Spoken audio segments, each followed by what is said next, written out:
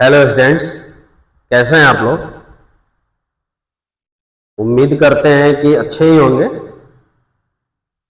लेकिन थोड़ा सा परेशान होंगे, तनाव में होंगे कि एग्जामिनेशन है, कैसे एग्जाम जाएगा, क्या होगा, क्या नहीं होगा, एग्जामिनेशन किस अवस्था में होगा, कैसे होगा।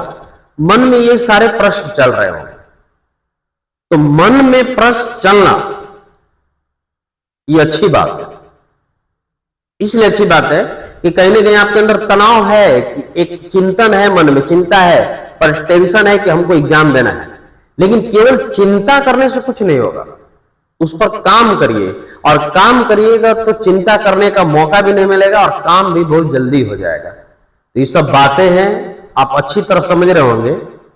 मैं एक सीरीज स्टार्ट किया हूं आपके रिवीजन के लिए, एग्जामिनेशन ऑफ पॉइंट से। आपको मालूम है कि टोटल 16 चैप्टर्स पढ़ने हैं केमिस्ट्री में। फर्स्ट चैप्टर ठोस अवस्था है। हर एक चैप्टर का 2-3 वीडियो होगा। इसमें सिर्फ आप रिवीजन के ख्याल से कभी भी बैठे बैठे आराम से देख लीजिएगा, लेकिन देखने से पहले एक बार पूरा चैप्टर पढ़ लीजिएगा और फिर देखिएगा, तो याद करने की संभावनाएं प्रबल हो जाएगी। मैं चैप्टर स्टार्ट कर रहा हूं ठोस अवस्था, जिसे अंग्रेजी में कहते हैं solid state. Examination point of view bye Sonu sir chemistry classes के द्वारा चल रहा हूं। मैं सोनू सर आपके लिए हमेशा सजग रहता हूं कि अनुशासन के साथ आप पढ़िए। अनुशासन का मतलब ये नहीं कि आप शांत हैं, कम बोल रहे तो अनुशासन। अनुशासन का मतलब है कि एग्जामिनेशन पॉइंट ऑफ व्यू से आप ढंग से पढ़ाई कर रहे हैं, अपने सिलेबस को कंप्लीट कर रहे हैं। तो बहुत सारी बातें ध्यान देते हैं ठोस अवस्था पर। इसका सबसे इंपॉर्टेंट पॉइंट होता है ठोस अवस्था का। बस एक इंपॉर्टेंट पॉइंट को मैं डील करूंगा। ठोस अवस्था के देखिए 2 टाइप होते हैं। एक का नाम है क्रिस्टलीय ठोस और एक का नाम है अक्रिस्टलीय ठोस। अंग्रेजी में कहा जाता है क्रिस्टलाइन सॉलिड और अक्रिस्टलीय ठोस को कहा जाता है नॉन क्रिस्टलाइन सॉलिड। इसका एक और नाम होता है रवादार ठोस और इसे कहते हैं बेरवादार ठोस। डिफिनेशन इसका क्या होता है कि जिसका ज्यामितीय आकृति, जिसकी ज्यामितीय आकृति निश्चित होती है उसे कहते क्रिस्टलीय ठोस, और जिसकी ज्यामितीय आकृति ज्योमेट्रिकल शेप अनिश्चित होती है उसे कहते अक्रिस्टलीय ठोस। बातें बहुत हैं, लेकिन मेन पॉइंट पर ध्यान दीजिए, क्योंकि याद करवाना इंपॉर्टेंट है। क्योंकि एग्जाम देने जाएंगे तो याद रहना सबसे इंपॉर्टेंट है। एक शब्द याद रखिए कि जिसका ज्यामितीय आकृति निश्चित उसे क्रिस्टलीय ठोस, और जिसकी ज्यामितीय आकृति अनिश्चित उसे अक्रिस्टलीय ठोस कहा जाता है। और इसका एक इंपॉर्टेंट पॉइंट, जैसे इसके एग्जाम्पल में होते हैं क्या, NaCl, KCl, CaCl2 हो जाएंगे। ध्यान देते रहेंगे आप लोग, ये हो जाएंगे। आपका बालू हो जाएगा, आपका नमक हो जाएगा। ये सारे हमारे क्या हैं, क्रिस्टलीय ठोस है। और अक्रिस्टलीय ठोस में आपके बर्फ हो जाएंगे, लकड़ी हो जाएंगे, कोयला हो जाएंगे, ये सारा चीज हो जाएगा। जैसे अगर आपसे कहा जाए कि आप अपने घर से लकड़ी लेकर आइए, तो लकड़ी का आकार निश्चित नहीं होता है। इतना बड़ा लकड़ी ही होगा, इतना बड़ा लकड़ी ही होगा, बहुत बड़ा लकड़ी ही होगा, लेकिन बालू का आकार निश्चित है, आपके सोडियम क्लोराइड का आकार निश्चित है। तो जिसकी ज्यामितीय आकृति निश्चित हो उसे कहते हैं क्रिस्टलीय, और जिसकी ज्यामितीय आकृति अनिश्चित हो उसे अक्रिस्टलीय ठोस कहा जाता है। एक बात और इसमें याद रखिएगा कि इसकी प्रकृति विषमदैशिक, जिसको अंग्रेजी में कहते हैं एनआइसोट्रॉपिक। मैं बस इंपॉर्टेंट पॉइंट डील कर रहा हूं। अगर विस्तृत पढ़ाऊंगा तो एकक को बहुत ज्यादा लेक्चर हो जाएगा। बस एग्जामिनेशन पॉइंट ऑफ व्यू से देखिएगा, इसको विषमदैशिक, और इसकी प्रकृति होती है कैसी, समदैशिक, जिसको अंग्रेजी में कहा जाता है आइसोट्रॉपिक। ध्यान देंगे, क्लियर करेंगे। देखिए कि इसकी प्रकृति कैसी होती है, विषमदैशिक। ऑब्जेक्टिव के पॉइंट से लिखिएगा, और इसकी प्रकृति समदैशिक। जस्ट उल्टा होता है, जैसे बचपन में पढ़ेंगे अंडर 10 क्लास में, निकट दृष्टि दोष। तो निकट दृष्टि दोष में लगता है कि निकट की वस्तु दिखाई देगी, लेकिन दूर का नहीं दिखाई देता, नजदीक का नहीं दिखाई देता, दूर का ही दिखाई देता है। और दीर्घ दृष्टि दोष में लगता है कि दूर का नहीं दिखाई देता, दूर का दिखाई देता और नजदीक का नहीं दिखाई देता है। तो इसमें यह लगता है कि समदैशिक होगा, लेकिन ये होता है विषमदैशिक और इसकी प्रकृति समदैशिक। तो इसमें आपको 3 पॉइंट याद रखना है, इनकी ज्यामितीय आकृति निश्चित और इनकी ज्यामितीय आकृति अनिश्चित। ये होते हैं समदैशिक और ये होते हैं विषमदैशिक, और ये इनका एग्जाम्पल। ये रहा क्रिस्टल, ये रहा ठोस के टाइप। अगला पॉइंट देखिएगा,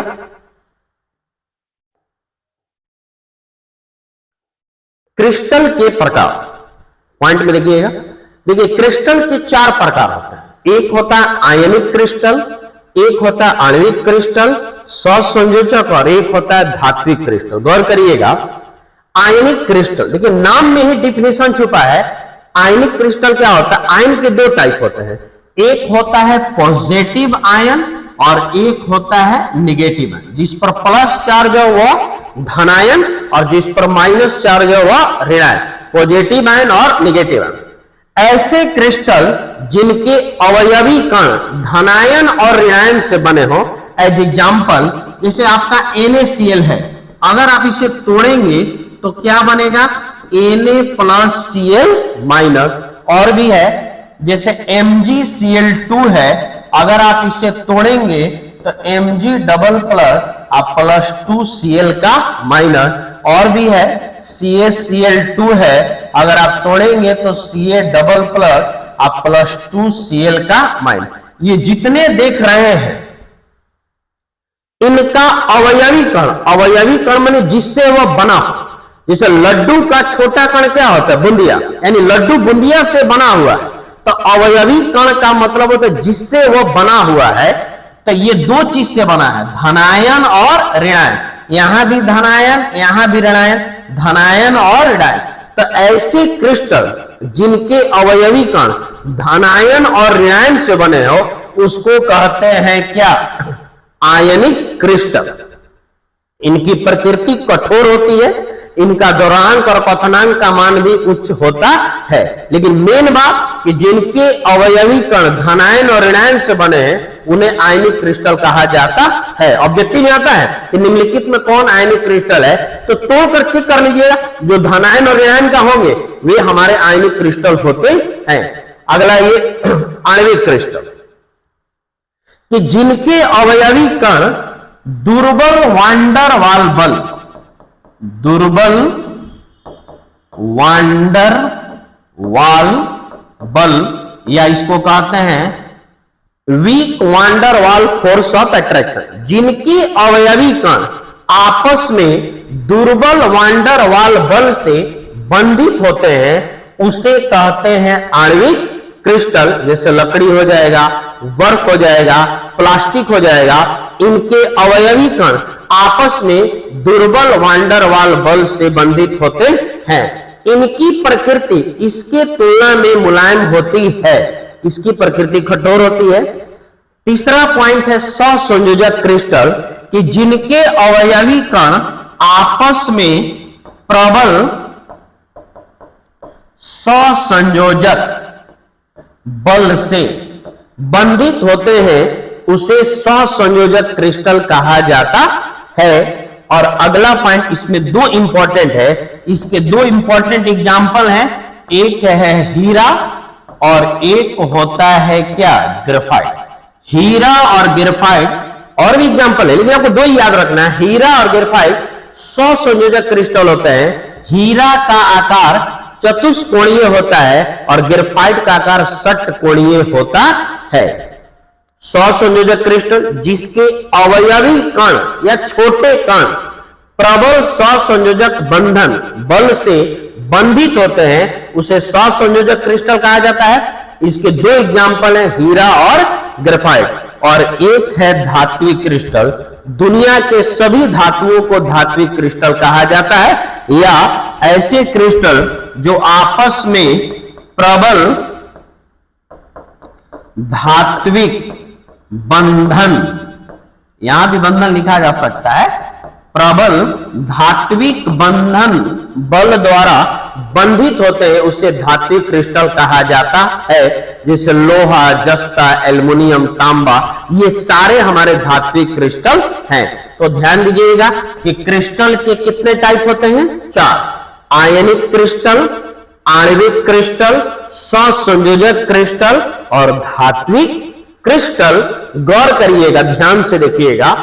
आयनिक क्रिस्टल के छोटे कण क्या होते हैं? धनायन और ऋणायन। मेन पॉइंट याद रखिएगा, इनके अवयवी कण दुर्बल वांडर वाल बल से बंधित होते हैं और सहसंयोजक इनके जो होते हैं आपस में प्रबल सहसंयोजक बंधन बल से बंधित होते हैं और ये प्रबल धात्विक बंधन बल द्वारा बंधित होते हैं। इसके 2 इंपॉर्टेंट एग्जांपल, हीरा और ग्रेफाइट। इसे कार्बन का अपर रूप भी कहा जाता है। हीरा का आकार आता है एग्जाम में चतुष्कोणीय और ग्रेफाइट का होता है षट्कोणीय। ओके, तो ठोस के कितने टाइप हुए? 2।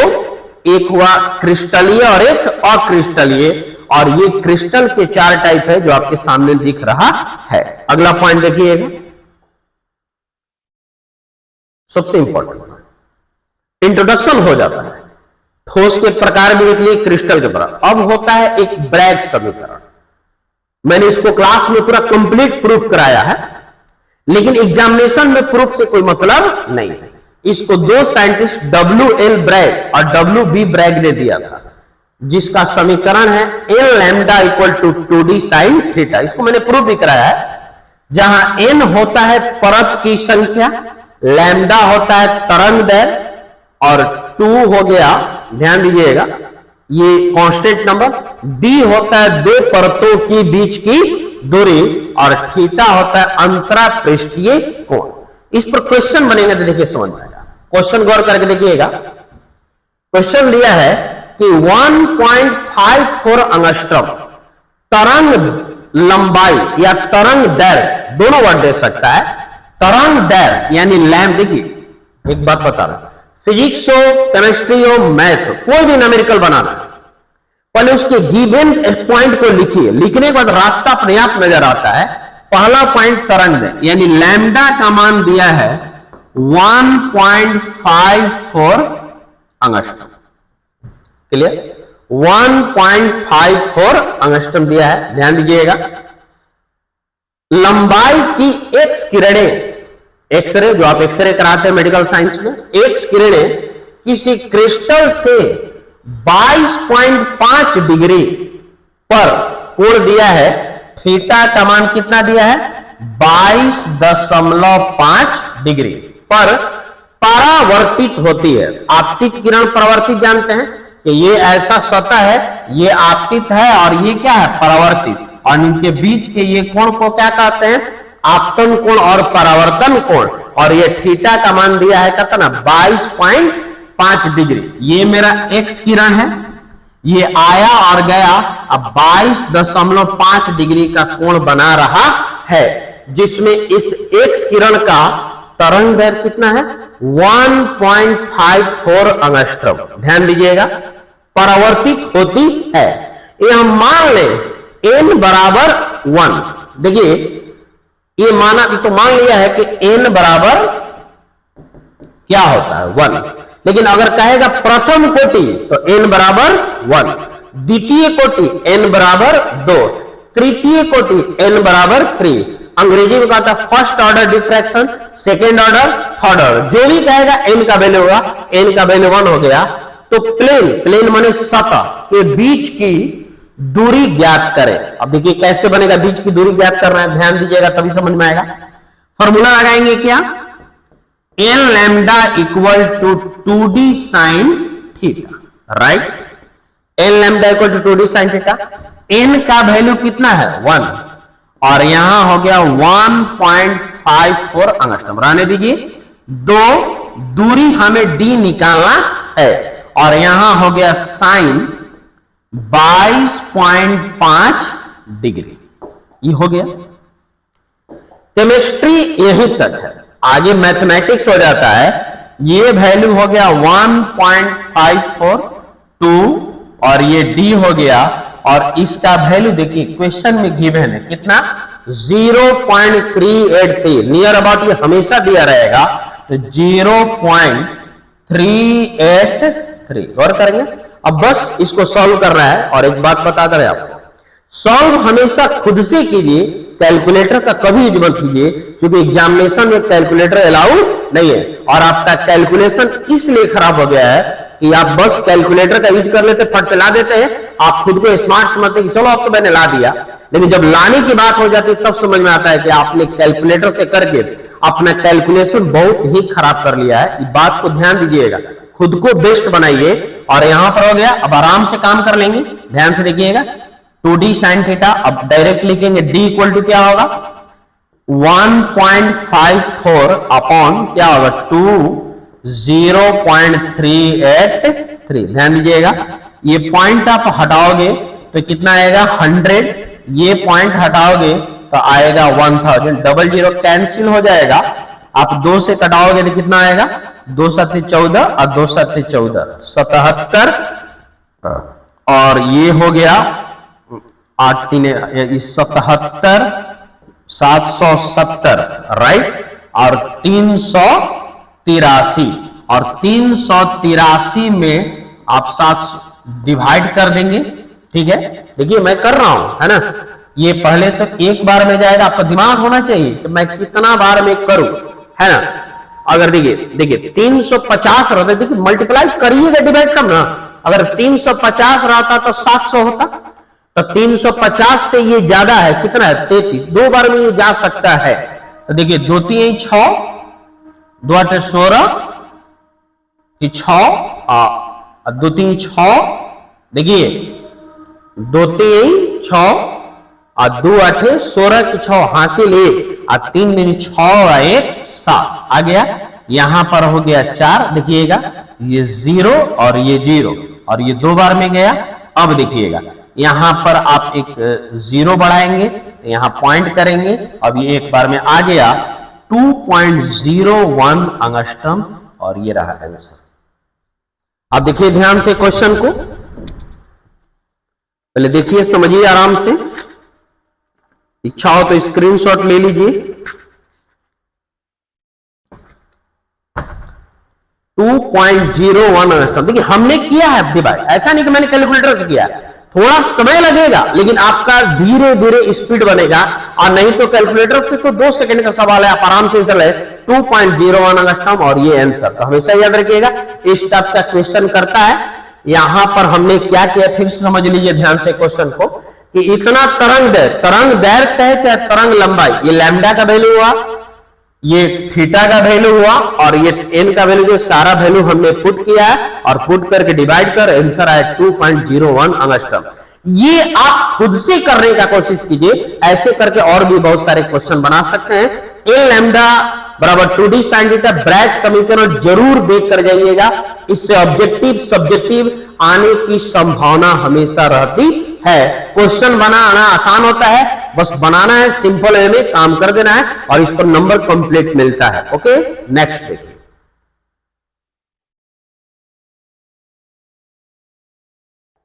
अब आइए इकाई से, फिजिक्स में फिजिकल केमिस्ट्री के ठोस अवस्था में एक है इकाई सेल, ठोस अवस्था में आता है। इकाई सेल के देखिए 2 टाइप होता है, एक का नाम है आद्य इकाई सेल, इसको अंग्रेजी में कहा जाता है प्रिमिटिव यूनिट सेल, और एक का नाम है अनाद्य इकाई सेल, अंग्रेजी में कहते हैं नॉन प्रिमिटिव यूनिट सेल। गौर करिएगा, नॉन प्रिमिटिव यूनिट सेल। आद्य इकाई सेल को साधारण सेल भी कहा जाता है, और अनाद्य इकाई सेल के 3 टाइप होते हैं, पिंड केंद्रित सेल, फलक केंद्रित सेल और अंत केंद्रित cell. In English body centred cell, shortly तीनों कैपिटल या तीनों स्मॉल, मिला जुला के मत लिखिएगा। BCC, face centred cell FCC, end centred cell ECC और ईसीसी। साइंस में डिनोटेशन का बड़ी मतलब होता है, स्मॉल लेटर करिएगा तो हो जाएगा कुछ और, कैपिटल कर दीजिएगा तो कुछ हो जाएगा कुछ और। अब इस पर मैं फिगर देखता हूं तब आपको समझ में आएगा, ध्यान दीजिएगा। देखिए इकाई सेल इस शेप में होते हैं। देखिए याद करना सबसे इंपॉर्टेंट है, जिंदगी में कमाना इंपॉर्टेंट नहीं है, बचाना इंपॉर्टेंट है। जिंदगी में बोलना आसान है, सही बोलना मुश्किल है। जिंदगी में चलना आसान है, रास्ते सही हो उस पर चलना बड़ी मुश्किल है। तो पढ़ना और पढ़ाना आसान है, इंपॉर्टेंट है, जो आपको याद हो रहा है वही इंपॉर्टेंट है। बाकी दुनिया पढ़ लीजिए, कुछ नहीं याद हो तो कोई फायदा नहीं है। सारा जहां है और जब प्रॉब्लम हुआ तब कोई ना हो तो सारा जहां का क्या फायदा। तो अच्छा है कि एक ही हो और जीवन के अंतिम सांस तक हो, तो जीवन बिताना आसान हो जाता है। ये सब ध्यान दीजिएगा। ये इकाई सेल का रूप है। जिस इकाई सेल में जालक बिंदु, ये सब सटे हुए होते हैं, अलग अलग नहीं होते हैं, केवल कोना पर होता है। तो कोना क्या होता है? 8। जिस इकाई सेल में जालक बिंदु सिर्फ कोना पर होता है, तो कोना की नंबर कितनी होती है? बोलिए 8। सिर्फ कोना पर होता है और कोना की संख्या कितनी होती है? 8। यानी 8 जालक बिंदु होते हैं। ऐसे इकाई सेल को साधारण सेल और इसको एज शॉर्ट एससी द्वारा भी डिनोट किया जाता है। इसी को आद्य इकाई सेल, और आद्य इकाई सेल का एक और नाम है साधारण सेल, जिसमें जालक बिंदुओं की कुल संख्या कितनी होती है? 8। जिस इकाई सेल में, एकदम डिफिनीशन माइंड में सेट कर लीजिए कि जालक बिंदुओं की संख्या 8 और प्रत्येक कोना पर जालक बिंदु होते हैं, ऐसे को कहते हैं आद्य इकाई सेल या साधारण सेल। अगला फोकस कीजिएगा, देखिएगा, ध्यान देंगे। इसके बाद है मेरा क्या?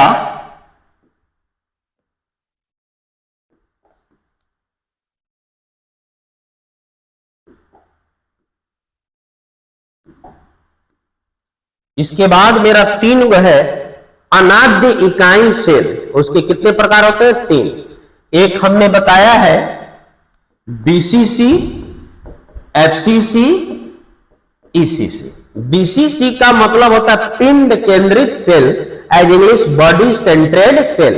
एफसीसी का मतलब होता है फेस सेंट्रेड सेल, एज फलक केंद्रित सेल। और ईसीसी मतलब होता है इंड सेंट्रेड सेल, एज अंत केंद्रित सेल।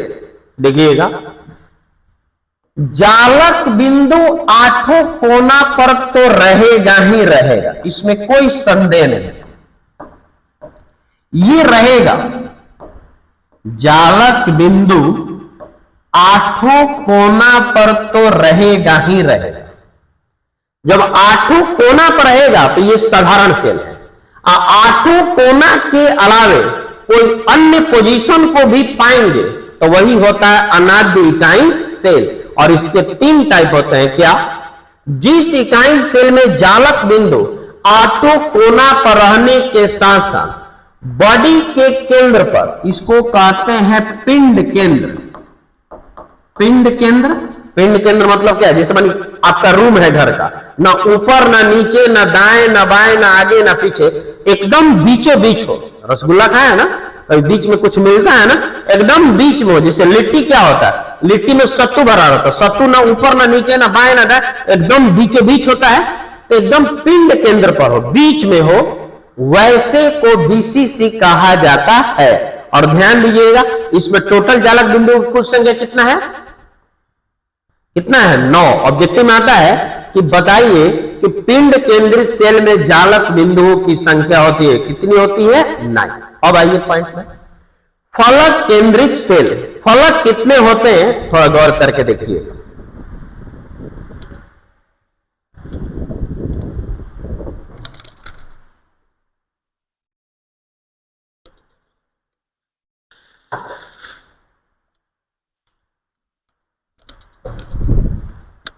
सॉरी, बहुत सारे आपकी एग्जामिनेशन। देखिए ये डब्बा है ना मेरे पास, ये डब्बा है, कोना देखिए क्या हुआ है, 1 2 3 4 और 4 8, आठों कोना पर जालक बिंदु होगा तो इसे साधारण सेल कहते हैं। आठों कोना के अलावे अन्य कहीं पोजीशन पर जाएंगे तो इसको अनादिकाई cell, non primitive unit cell कहा जाता है। ध्यान दीजिएगा आप लोग। अब ये है, ध्यान दीजिएगा, आठों कोना के अलावा पिंड केंद्र पर आ जाए तो ये पिंड केंद्रित सेल हो गया। आठों कोना के अलावे प्रत्येक फलकों के केंद्र पर, तो फलक क्या होता है, तो किसी भी इकाई सेल का समतलीय भाग को फलक कहा जाता है। कई फलक है देखिएगा, 1 2 3 4 5 6। अब रूम के कई दीवार होता है, ऊपर नीचे दाएं बाएं आगे पीछे, इसमें फलक कई है, 1 2 3 4 5 6। तो फलक 6 हो तो फलक केंद्र भी कई होगा, 6। तो 6 फलकों के केंद्र पर होते हैं। तो यहां क्या हो जाएगा, जालक बिंदु ध्यान देंगे, एक ऊपर और एक नीचे, एक बाएं और एक दाएं, एक अंदर और एक बाहर। तो टोटल कितने हुए, 8 गो कोना और 6 गो फलक केंद्र। जालक बिंदुओं की कुल संख्या कितना है, 14। ध्यान देंगे, जालक बिंदु आठों कोना पर रहने के साथ साथ प्रत्येक फलकों के केंद्र पर रहेंगे, इसे कहते हैं फलक केंद्रित सेल, जिसमें जालक बिंदुओं की संख्या कितनी होती है, 14। अब आइए अंत केंद्रित सेल, ये क्या होता है, आठों कोना पर रहेगा और एक जोड़ा फलक पर। तो एक जोड़ा का मतलब देखिए क्या होता है, ध्यान दीजिए, एक जोड़ा मतलब बहुत लोग समझते हैं एक यहां और एक नहीं, 2 रहेगा, तो या तो इन दोनों पर रहेगा या इन दोनों पर रहेगा या इन दोनों पर। ऐसा नहीं कि एक यहां एक यहां नहीं, एक जोड़ा परपेंडिकुलरली रहेगा, आपस में एक दूसरे के आमने सामने रहेगा। मतलब आठों कोना पर रहेगा और आठों के साथ साथ एक ऊपर और एक नीचे, या एक बाएं और एक दाएं, या एक अंदर और एक बाहर। नंबरिंग कर रहे हैं, 1 1 2 2 और 3 3। मतलब क्या, 1 1 पर रहेगा या 2 2 पर रहेगा या 3 3 पर रहेगा। ऐसा नहीं कि एगो 1 पर एगो 2 पर रहेगा, एगो 3 पर एगो 2 पर रहेगा, 1 पर एगो 3 पर, ऐसा कभी नहीं होगा। एक जोड़ा, जोड़ा मतलब क्या होता है, आपका कान का जोड़ा नाक नहीं ना है, कान का जोड़ा कान, ये हाथ का जोड़ा ये हाथ है। अब हाथ का जोड़ा पैर नहीं ना है, तो पॉइंट देखिएगा, एक जोड़ा फलक के केंद्र पे, एक ऊपर और एक नीचे, एक बाएं और एक दाएं, एक आगे और एक पीछे, एक एक पर रहेगा या 2 2 या 3 3 पर रहेगा। तो 8 गो कोना और 2 गो फलक केंद्र, 8 और 2 कितना हुआ, 10। और ये तीनों, ये है बीसीसी, एफसीसी, ईसीसी, और ये तीनों अनाद्यकाई सेल होते हैं।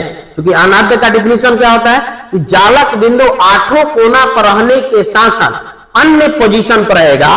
तो पिंड केंद्र पर रहेगा तो पिंड केंद्रित सेल, फलक केंद्र पर रहेगा तो फलक केंद्रित सेल, और यदि एक जोड़ा फलक केंद्र पर रहेगा तो इसको कहते हैं अंत केंद्रित सेल। ओके, पॉइंट समझ में आई होगी। बस इसको ध्यान से देखना है, पढ़ना भी है, ऐसा पढ़ना है कि जीवन भर याद रहे। ऐसा नहीं कि इंटर का एग्जाम हो गया मेरा काम हो गया। इंटर एग्जाम आपका टारगेट नहीं है, आपका टारगेट बहुत लंबा है। आप सिलेबस को अच्छा से पढ़िए, एग्जामिनेशन का मत टेंशन लीजिए मुझे एग्जाम देना है। आप अच्छा से पढ़ाई कीजिए, कर्म आपके बस की है, फल आपके बस की बात नहीं। कर्म अच्छा कीजिए, जैसा काम करिएगा वैसा फल हासिल होगा।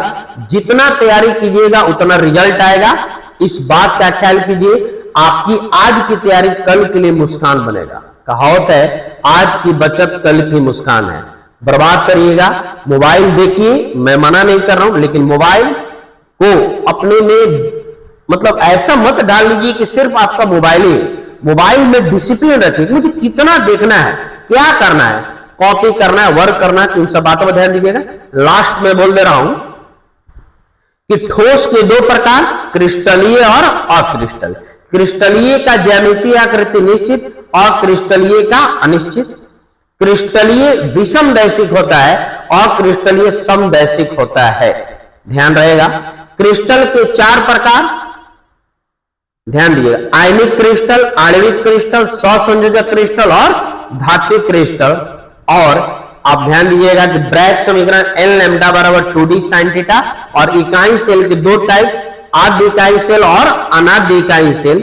और आद्य उसको कहेंगे जब जालक बिंदु 8 कोना पर रहेगा तो आद्य होगा, और 8 कोना के अलावा अन्य पोजीशन पर रहेगा तो अनाद्य होगा। और इस हिसाब से 3 होते हैं, बीसीसी, एफसीसी और ईसीसी। देखिए ये वीडियो इसलिए घोर कर नहीं पिला रहा है, ये बना रहे हैं कि आप एग्रेसिव होइए। मैं भी मेहनत करता हूं, आप भी मेहनत कीजिए, किसी को मत देखिए, आप अपना सिर्फ मेहनत कीजिए। रिजल्ट मैं चैलेंज करता हूं, इंटर को छोड़िए, इंटर में 70% लाना बाएं हाथ का खेल है, कोई बड़ी बात नहीं, क्योंकि उसका सिलेबस लिमिट है। इंपॉर्टेंट है जिंदगी का प्लेसमेंट प्राप्त करना, तो सिलेबस पास करके इंटर पास करना, ये अगर आपके लिए पहाड़ लग रहा है तो कंपटीशन तो फिर आपके लिए बहुत ऊंचाई लगेगा, जहां जाना बहुत मुश्किल हो जाएगा। इसलिए एग्जाम को ढंग से दीजिएगा, अच्छा से कीजिएगा। नेक्स्ट वीडियो और आएगा, आप उस पर केयर कीजिएगा। Thank you.